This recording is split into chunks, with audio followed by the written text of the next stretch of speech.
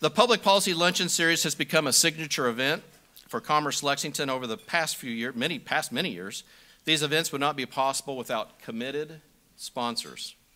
Their support ensures we're able to offer you first-class, first-rate events, and you'll see the sponsors who support the event scrolling on the screen to my right and left, so hopefully you're able to see those screens. And what we always ask is that you please acknowledge them, thank them, and show your support of them. Without them, these quality events just do not occur.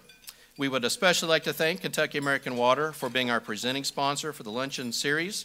And at this time, I would like to have Susan Loncho, Manager of External and Government Affairs for Kentucky American Water, to come to the podium to make a few remarks. Susan.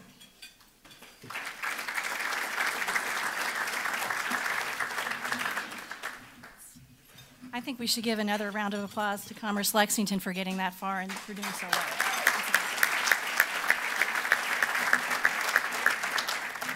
Good afternoon. On behalf of the team at Kentucky American Water, including our president, Cheryl Norton, who unfortunately was unable to be here today, we want to welcome you to today's luncheon. Kentucky American Water is delighted to continue our sponsorship of this series. We feel it's an outstanding series, an outstanding way to stay engaged and to hear from our elected leaders about topics relevant to us here in Kentucky, in the country, and beyond.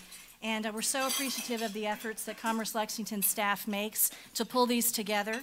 And so we really want to thank you all. We are overjoyed to be a part of this because you all do such a fantastic job. So we really are grateful and appreciative of being able to have our name on it. Just one note, if you notice as you came in today, there is a survey that we've been partnering with Stein Group on. Periodically at these luncheons, they're going to be surveying the group on different topics. This one's on the growing role of the mobile economy. So if you can take a look at that and complete that before you leave today, we'd very much appreciate it. And finally, Congressman, we want to thank you so much for joining us today, for being here. It's a pleasure to host you, and we look forward to your comments. Thank you. Enjoy your lunch.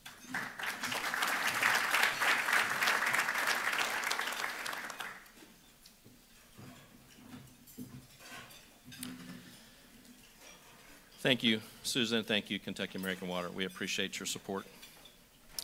When we have special guests, we like to invite someone with a personal connection to make the introduction. Luther Deaton is President and CEO of Central Bank and Trust Company. He is someone we all know and know very well. He's an influential business leader, a valuable member of this community, and has long been a big supporter of Commerce Lexington's public policy efforts over the years. He was our first chair of the board when we merged the three entities together, and Luther made the comment many a time, it's not about Fayette County, it's about a region, and businesses know no borders. And so from that time, we started reaching out, and I think it's what has really helped in many ways to grow the region. So he's a regional advocate, and he's also a region-to-region advocate, and he's the one who kept saying we need to have further connections into eastern Kentucky and western and northern, all points in between. And so Woodford Webb, in his year as chair of Commerce Lexington, started the Kentucky Regional Tour, and I think Luther's been on every one of those tours with maybe the exception of one where you had a conflict.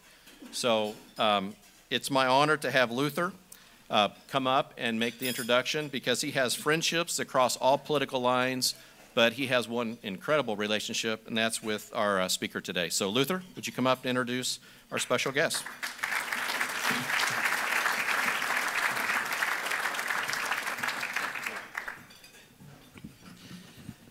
It's a great honor to introduce a good friend of mine and also my neighbor. I'm originally from Breathitt County, and Congressman is my congressman. I always go to him when I have problems or I need money, like for the Kentucky Blood Bank. He always writes those checks.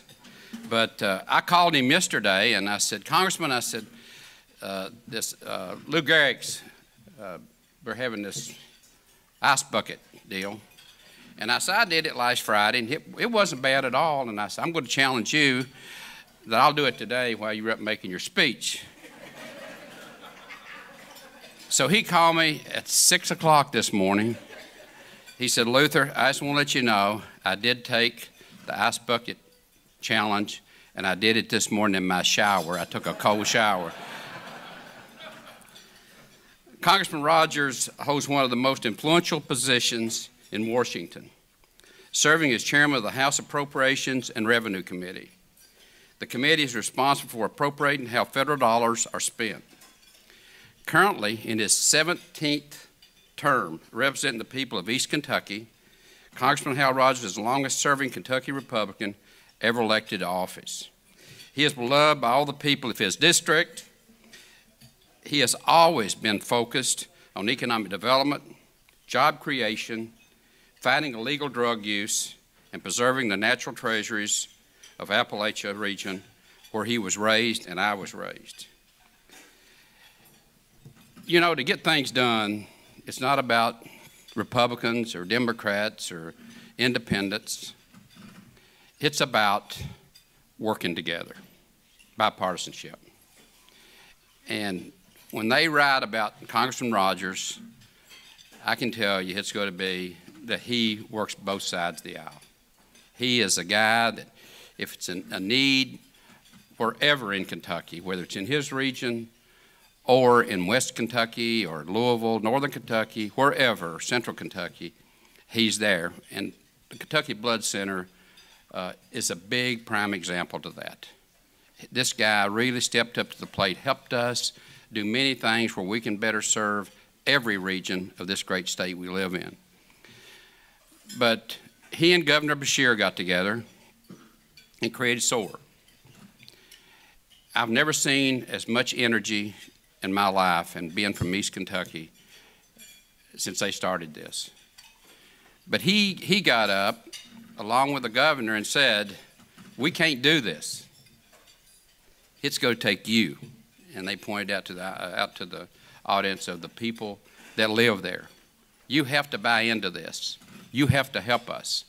We will try to give you the resources, but you have to help us do it. And they have put together a great team, people that are so fired up about this, and he's a fighter for coal. Everybody knows what they've done to coal in East Kentucky, which I'm a big supporter of coal. And we've lost over 6,000 or 7,000 jobs, and this man he will never rest until he gets those jobs back and gets coal moving again. I think we can get coal moving again. And I've told people, I said, if we'd just cut off everybody's lights in this country for a few days, hell, we won't have a problem with coal. They'd be up there helping us mine it. So.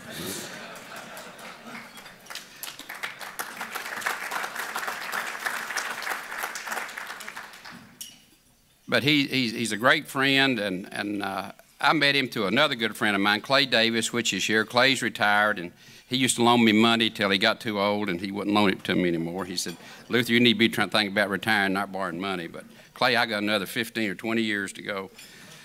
But it's my great honor to introduce a very good friend of mine and a friend of yours, Congressman Hal Rogers.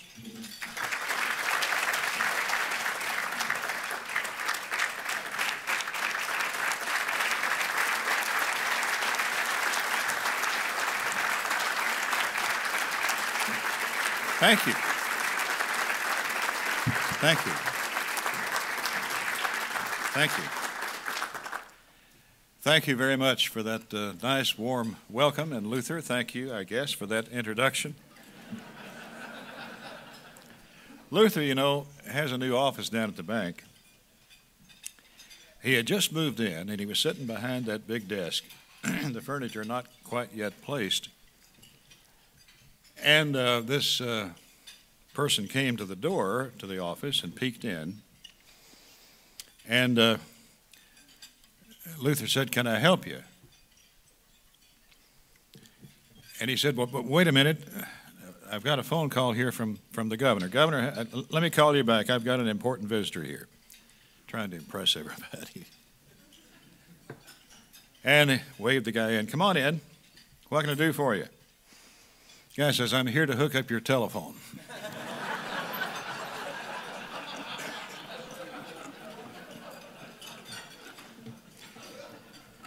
It's good to see all of you. My friend Clay Davis from Somerset. I'm on was on the bank board before I had to give it up for Congress. Clay's retired. And Dr. Jim Taylor, president of University of the Cumberlands. An incredible job this man has done in the last, 35 years, Jim? That campus has exploded in beautiful, beautiful new buildings, and what a great leader Dr. Jim is. Robert Quick, congratulations on the great honor that you've received on behalf of what you're doing here. I'm really proud of that. You know, they say that there's, or I like to tell my colleagues in D.C. about Kentucky. And I say we're noted for four things. One, we're in the Bible Belt. Two, but we raise some tobacco and smoke. We raise some racehorses and let you bet on them. Make a little bourbon to enjoy. So I said we're noted for four things: smoking, drinking, gambling, and religion.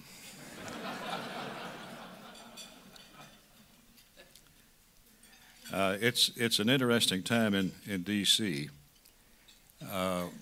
We've got a lot of new members. In fact, most people don't realize almost half of the House has been there less than 4 years. And people talk about term limits. We really don't need them. Besides that, we've already got them. It's called a 2-year term. But nevertheless, it's a raucous bunch from time to time. On the Appropriations Committee, I've got 51 members of that committee that try to pass the bills that fund the government. And sometimes it's difficult to get them all headed in the right direction. It's a little bit like what Senator Frist, the former majority leader in the Senate, said about the Senate. He said it's a lot like being groundskeeper at a cemetery. A lot of people under you, but they don't want to listen. But it's a strange political season. It's a tough time because people are so polarized and so hard-driven by their beliefs. In fact, somebody said the trouble with being a leader today is that you can't be sure whether people are following you or chasing you. I want to talk to you a bit about SOAR, and we'll talk about some national issues if you'd like, and then I guess you want to do questions and answers, whatever, if we have time. And I'll try to keep you from going to sleep. In fact, they say that if all the people who sleep in church were placed end to end, they would be more comfortable. I don't see any pews here, though. You know, Luther mentioned it, but we've got a catastrophe on our hands in the coal fields. As Luther's mentioned, and you've heard otherwise, we've lost some 7,000 really good paying jobs in the coal fields in the last 2 years.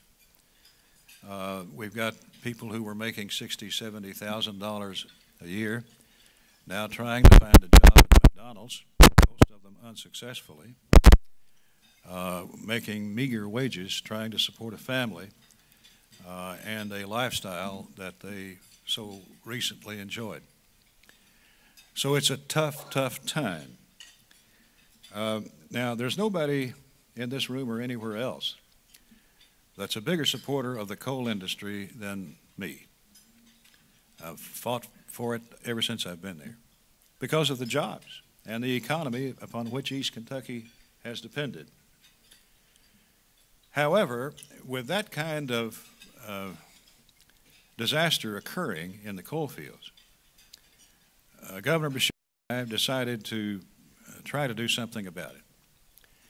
I've known the governor since the days he was Attorney General and I was Commonwealth's attorney. We worked together quite a bit, so we had a good friendship to base this on. We don't agree on much of politics, but we do agree that it's going to take a Herculean effort to try to diversify the economy of East Kentucky to provide the jobs that formerly we had. So we met, and we decided to call a summit. Let's just all get together and talk this over. So we called a summit last December, December the 11th in Pikeville. Invited whomever wanted to attend. I expected 300-400 people. It was a blizzard going on that day. Terrible weather. Some of you were there. Some of you tried to get there and couldn't. We had 1,700 people in the Pikeville auditorium. And they spent the entire day, Dr. Jim was there. They spent the entire day talking of ideas and thinking outside the box. We wanted them to imagine what the place would be like 10 years from now. What can we do to get there?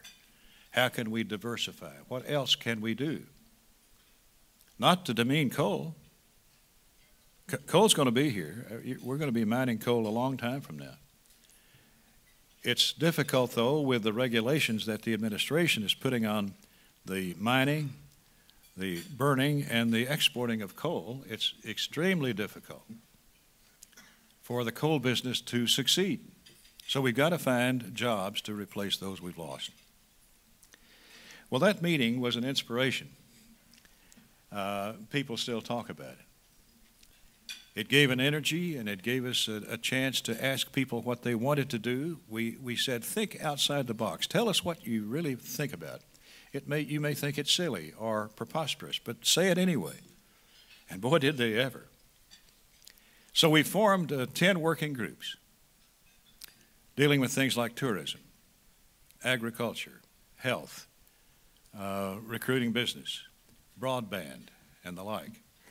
Those working groups of hundreds of people have been out all year long now, doing the same type of thing in every community in this region, holding meetings, the public invited. Say what you will. Let's plan. And I firmly believe in the edict. Plan your work, work your plan. So we are planning our work. The end goal, in my opinion, in my hope, is that we will have a series of specific things that we will roll up our sleeves together, get behind, and do. I don't want another study to sit on the shelf and gather dust. We've got plenty of those. I don't want edicts from Washington or even Frankfurt telling us what we must do. I want us to talk about what we can do on our own, with help from the governments. But we're in charge, the people. That's sort of the concept of the SOAR organization. Yeah, we've got difficulties. But Winston Churchill said it best.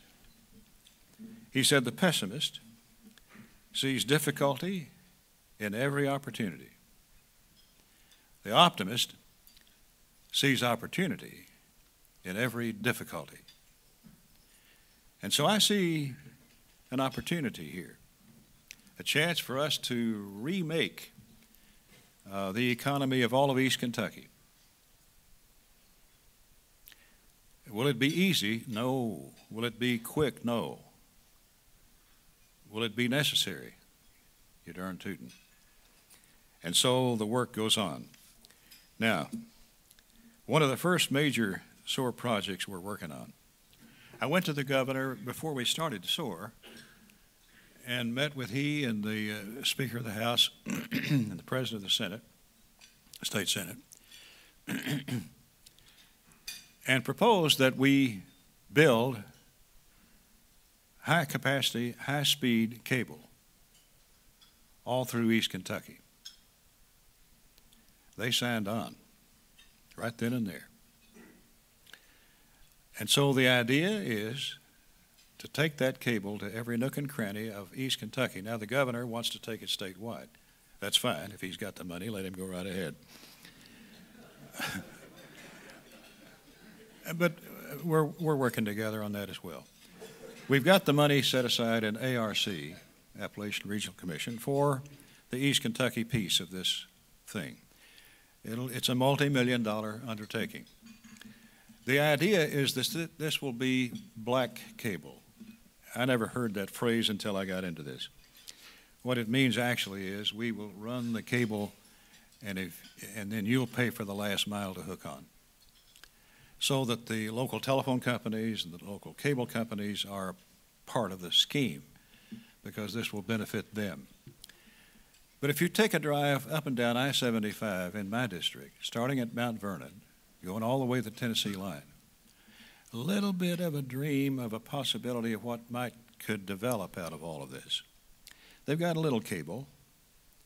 In Mount Vernon, I went through the plant the other day, 300 people, 3 shifts, digitizing the records of servicemen seeking disability claims, day and night.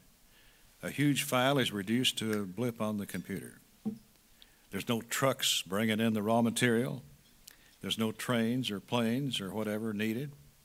It can be as remote as you want it to be. You process the material, you ship it out on the cable.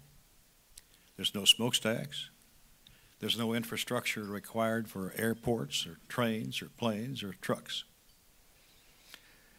All you need is willing workers, low wage scale, lower wage scale, competitive wage scale, access to the cable. So the cable will run from Cincinnati, where it hooks into the national chain. It will run down I-75 basically to Tennessee, and then run east, and the governor wants to run it west as well. It'll take 2 years, who knows. We've got the money there. The state and the Center for Rural Development at Somerset, which is managing the project, have put out requests for proposals. I think they're doing it in a couple of weeks. And hopefully we'll be able to march and go. On down I-75 in London, there's 4 or 5 companies there doing this same kind of processing work, only because they have access, willing workers, willing to work hard to keep their job to stay home. That's the name of the game. In Somerset, SAIC, one of the nation's largest defense contractors, has an operation going there for the same reason. In Corbin, they make the green card, the official green card to gain entrance into the country. It's the most sophisticated card known to mankind. You can't fool it. We can do this stuff if we're given the chance. In Williamsburg, the State Department has their visa application center, the application center. If you apply for a visa in Italy, they make your picture. That picture is sent to the center at Williamsburg, and they determine you are who you say you are, and they run you through the terrorist watch lists across the country. That's done in Williamsburg, Kentucky. They have the world's best facial recognition experts there. We can do this stuff. In Barberville, the FBI has a similar operation. Cable, access, willing workers. I see with the broadband cable extension all through Kentucky, I see a chance for us to begin for the first time to compete on the world stage for these jobs dealing with processing of information. That cable extended to all of East Kentucky is today's equivalent of yesterday's interstate highways, in my opinion, economically. So we're extending the cable. I call it Kentucky's Super I-Way. And we're sending it into Silicon Holler.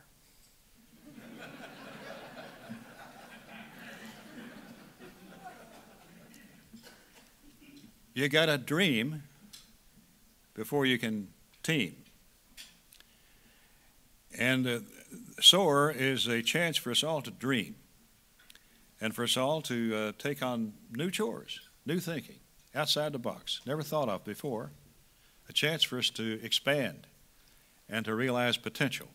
In former years, you had to move to Cincinnati or Lexington or Columbus or Detroit or whatever to find a job. My dad moved from Clinton County to Akron, Ohio. I followed an older brother to Cincinnati. We've exported our best and brightest all these generations of time. But with this new kind of job opportunities, it doesn't matter where you are.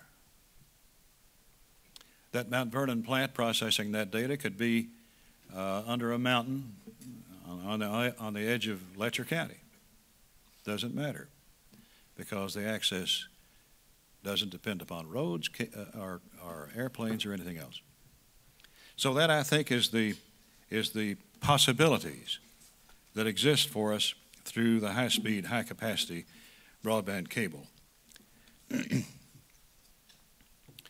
The SOAR group has an executive committee. We will hire an executive director, I hope, in the next couple of 3 weeks. National search, great recipients, applications. We've got some of our best and brightest, including Luther Deaton, active in the executive committee and the inner workings of the organization. These working groups will report to the executive committee this month on what they've been hearing and talking about out there in the countryside, in preparation for a report that the executive committee will make to me and the governor and the public at a summit we hope will take place again in late fall, early winter. That's sort of the timetable. But it's going so well. And we've got the best and brightest in our region calling the shots, making the decisions, keeping this thing going. What does that mean for Central Kentucky and Lexington? It could mean absolute boom for you. The energy and the economic development that's going on, or will go on, will eventually find its way here, because all roads out of East Kentucky land here. So it is to your great advantage to be a part of this and join us in this effort, and you are perfectly welcome, each one of you. Let me talk briefly about some of the Washington stuff.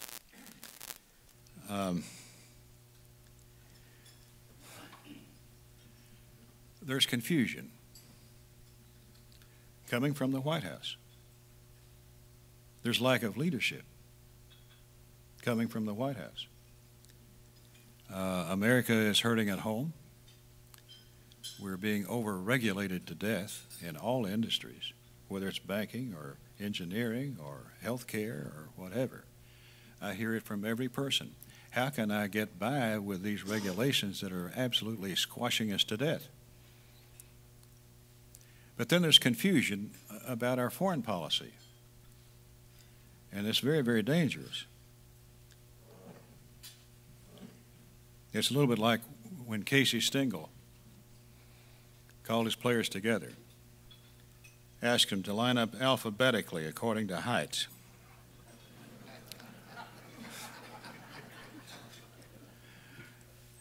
And I think the biggest danger we face right now is in Iraq and Syria. ISIS, or ISIL if you prefer. This is the first time we've faced a terrorist organization that is wealthy and armed as an army. They have strategically taken over our former bases in Iraq. They've taken the military equipment that was there, tanks, planes, weapons of all sorts. They've overrun the banks as they march through the countryside and taken over the money. They've taken over the oil, much of the oil in Iraq. So this is a non-state aggression that's taking place. I don't think of any historical equivalent to what we're looking at today in ISIS. They are cruel beyond belief, as we've witnessed, savage. They are religious bigots of the nth degree. And we sit here idly not doing anything about it. Now, I'm not advocating any particular action we take, but I am advocating that the President convene the Congress, both bodies, or perhaps the leadership at least, and the military leadership, and our allies, and make plans on how to combat this present-day threat. I visited with NATO in Brussels a couple of weeks ago, greatly concerned of course, being closer to the problem than us in Europe, but also very concerned about what's happening in Ukraine with the new Putin principle. That is, Russian troops will go where Russian people are, Russian-speaking people are under attack or need help. And so Ukraine stands the real possibility, even probability, I guess, that Russia will move in and establish a separate state, loyal, of course, to Russia. But we see nothing coming out of the White House. We see, though, the Secretary of Defense making public statements about how this is beyond anything that we've ever seen, he says. So we need a comprehensive military, political, and diplomatic effort. We're not seeing that, and I'm sorely disappointed and afraid. On my job, as you may or may not know, we are supposed to appropriate 12 different appropriations bills each year that funds the government. There's an Interior subcommittee that funds an Interior bill, Defense and Agriculture and so on, 12 of them. They've not operated that way in a long time. That's the way they're supposed to operate. So Barbara Mikulski, my counterpart in the Senate, and I, we don't agree on anything philosophical. She's liberal, I'm conservative. But we do agree that we need to establish regular order so that these individual bills are taken up and debated and amended and then compromised with the Senate, passed on to the President. We've not done that in probably 10 years. So she and I have determined we're going to make that happen. So this year, we passed most of the bills, separate bills, in the House through the floor, sent them to the Senate, and got a big fat yawn. The Senate just sits there. They didn't pass a single bill. Harry Reid will not let those bills come to the floor. And these are the spending bills. These are the ones that matter to you, these agencies. Because when we pass these bills, I like to write into the bills directions to that agency to do this or not do that. And when that bill, must-pass bill, then goes to the President and he signs it, that's in effect. But the Senate just sits there and will not let any of these bills come out. There's a senator from Alaska who's been there almost 6 years now, who's never voted for a single amendment in the U.S. Senate in almost 6 years. That's how bad out of whack the other body is. This is not the House carping as we normally do at the Senate. This is an institutionalist saying it's not working. What your founding fathers set up in the Constitution is not working. Why? Because of one man. And I've told that to his face. I'm not lying here. I'm not carping. I'm just telling him that that's the way it is. He doesn't want to expose his members to taking tough votes. Whew, duh. What do they think the Senate is? Well, right now it's a sleeping society. Well, just before we recessed in August, we did pass on the House side an important emergency measure to address, you recollect, the young children being rustled into our border on the southwest border. Thousands upon thousands of those young people from Central America, trying to make their way through Mexico with the coyotes getting big money for escorting them to our border. Why did that happen? Well, because the President announced a new policy. He didn't come to Congress. This is not a congressionally passed deal. This is the President on his own telling the Justice Department, do not seek to export any illegal alien in the country unless they've committed a crime. What do you think that does to South America and Central America? It says, hey, the gates are open. And the coyotes have been selling transportation across Mexico and our border, $15,000, $20,000 a person. They're making a fortune. And there those kids, innocent kids really, sit, and we have to take care of them. So we appropriated some $569 million on the House side. Of course, it goes to the Senate and nothing happens. So that problem is still with us, but it is diminishing. The word now is spread through Central America that we will send you back, and we are. We're flying planes every hour, flying them back to Central America, and the word is spread down there that if you go, you'll come back. But the president should realize, and he doesn't, should realize that you can't disobey the law and not suffer the consequences.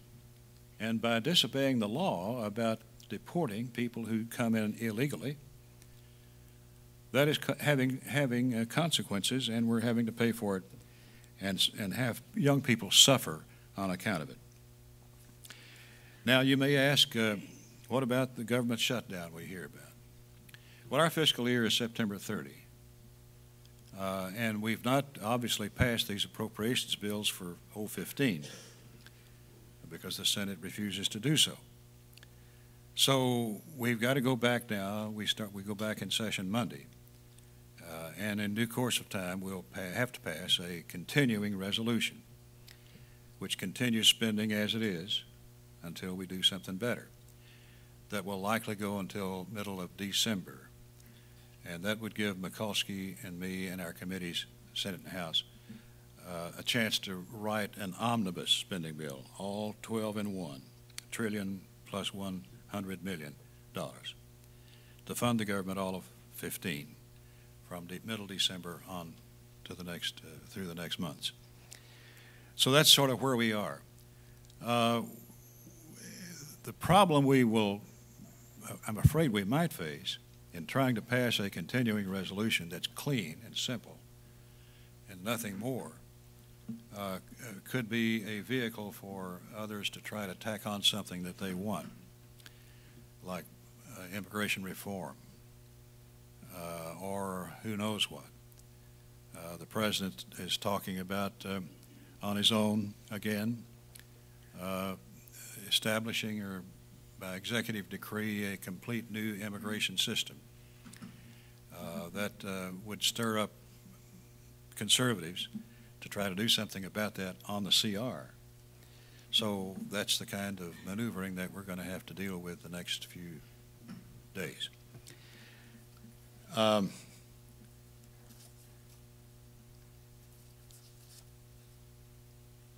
like to call it strangulation by regulation. Luther was just telling me some stories about in the banking business, the ridiculous rules that are preventing him from doing for people that desperately need help, because these rules by the Consumer, what is it called? Consumer Protection Finance Bureau. That's just an example. In the mining business and any other business you're in, I'm sure, you're facing the same kind of strangulation by regulation. These are not congressionally passed laws. These are bureaucrats who write regulations on their own. And they are incredible. Since Obama took office, the EPA has issued almost 3,000 new final regulations, equaling 25,000 pages in the Federal Register, totaling about 25 million words, covering topics of all sorts. The Bible is only 1,300 pages, which means EPA regulations contain 19 times as many pages as the Bible, 38 times more words than the Bible, 22 times as many words as the entire Harry Potter series. 5,484 times as many words as the U.S. Constitution. 17,000 times as many words as the Declaration of Independence. And these aren't founding fathers that wrote these regulations. These are bureaucrats. It's going to take strong leadership to get us through this era in which we find ourselves now. Now, I want to brag on one of your new board members, John Stewart. I don't think he's here. John, are you here? He was held. President and CEO of Kentucky Employers Mutual Insurance, KEMI. They've been a great steward for our region, standing on the front lines of the battle against the prescription drug abuse problem that we faced, investing thousands of dollars into our region, sponsoring countless Unite drug-free educational programs. They help lead the work we do in East Kentucky. In fact, one of Unite's board members is Mary Colvin of KEMI. In 2012, they donated 500 medication lockboxes to help educate the public about the need to safeguard medication stored in the cabinet at home that's no longer used. A recent study found that an estimated 70% of teens obtain prescription painkillers that lead to addiction from the medicine cabinets at their home or a friend's home, often, of course, without consent. So these boxes that they furnished helped raise awareness about the importance of keeping medication out of the hands of potential abusers. When Unite appreciates donations, I want to be clear that KEMI doesn't just deliver supplies or send a check. John and his team get personally involved, and I commend them for that. For the last 3 years, Operation Unite has hosted, first in Orlando and then last year in Atlanta, the National Prescription Drug Abuse Summit. Some 2,000 people from every walk of life attend those summits. And that's thanks to the support of businesses like KEMI. They've donated staff to be a major part of those events, and they've attended, and they've sponsored, and they've helped in so many ways. So one of KEMI's own, Michelle Landers, is on the Summit Advisory Board, planning for another summit next April, again in Atlanta. Now, election's coming up. You may have noticed. I saw Andy's ads this morning for first ones, right? Andy Card. By the way, tell Andy hello. I'm glad to be in his district, and wish him my best. Election time. They say a candidate needs 4 hats. Need a hat to cover your head. Need a hat to throw into the ring. Need a hat to pass around. And need a hat to talk through. So I'm here to tell you I've got 4 hats. But thank you for the chance to be with you and to share some thoughts with you. It's good to see my friend the mayor. Jim, good to see you. Good luck to you. And of course, Mike, stand up, Mike. We want to see you. How many of you know this gentleman? Huh? Mike's a great friend of Georgetown College, by the way, among other things. I don't know what the procedure is here, but if you have questions that I can answer, if you have time, I'll be happy to try. Yes, sir. Congressman, your friend Roy Schaffner was the one who invented the way to put fiber optics in plastic pipe. And he's from Middlesboro, such a much more. Yeah, good. Thank you. He's the man that recovered the World War II fighter aircraft under the ice in Newfoundland or somewhere up there, and restored it in his factory or garage in Middlesboro. Incredible story. Congressman, thank you for joining us. With the SOAR project in eastern Kentucky, Can you talk a little bit about the Appalachia Proud and the agriculture? Commissioner Comer and excuse me, some of the other folks got started there, because recently we had Aramark and UK and Commissioner Comer were here talking about a partnership with getting locally grown stuff, you know, for our kids here at school. So I think that's a great way to kind of get mutual benefits there. Yeah, I agree. I think it's a great program. Boy, you're seeing more and more these days of the agriculture stands along the road, people selling tomatoes and everything else. But I think that's a part of the agriculture working group that we're incorporating into SOAR. And I would hope that Kentucky Pride, Kentucky Proud, would be a part of that effort. Yes. Congressman, thank you for coming. You've mentioned a few times about regulation. I'm with Truly Nolan Pest Control and Critter Control, which is wildlife management. But we're not unique in our industry under the thumb of this regulation. In fact, over the past decade, I think we've seen more piled upon our industry and just regulation as a whole than we had ever seen in the past. It's gotten to the point to where it's almost guilty until proven innocent. What kind of steps or action is being taken in Washington to try to combat some of this unilateral authority that so many of us have now come under? Well, that's a really good question, and you put your finger on a huge problem that we have. There is no silver bullet, I think, to solve it. The solution will be at the ballot box in due course of time.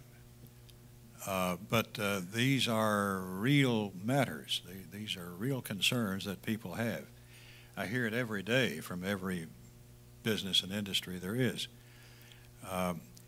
This administration really doesn't understand the world of business and the way the American economy works.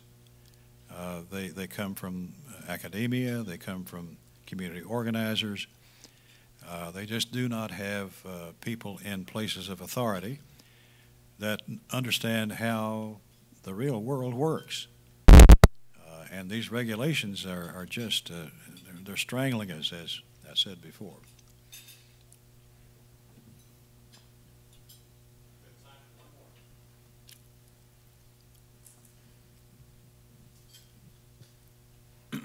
I have a slightly different view of regulations. I've talked to thousands of business owners the last 3 weeks, and I actually asked Senator Mitch McConnell this question a few weeks ago. But the business owners I talked to, the regulations don't help. I will agree with that point, but I don't see that as a fundamental cause of why businesses aren't growing or adding jobs the way they should be. I see it more as business owners not understanding the fundamentals of business and how to grow their business and operate a bigger business. So do you see any future potential for educating business owners, the small business owners that I work with, on actually how to run a business? So some don't even understand a financial statement at all, and they're running $3 million businesses. Is there any potential for that? Yes, in fact, the SOAR organization has a working group dealing with just that, entrepreneurship, aid for small businesses to get started and to learn how to grow and the like. So that's a big part of the educational piece of the SOAR outfit.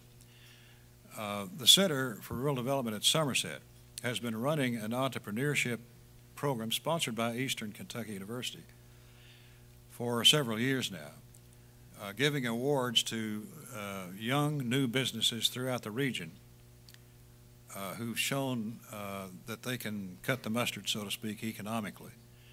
So entrepreneurship and the assistance that we can provide new businesses to get going is a vital part of what we're going to try to do. Thank you very much. Hey, listen, you've been a great audience. I hope I've not bored you. We don't have any pews to sleep you end to end yet, but thank you for the chance to be with you.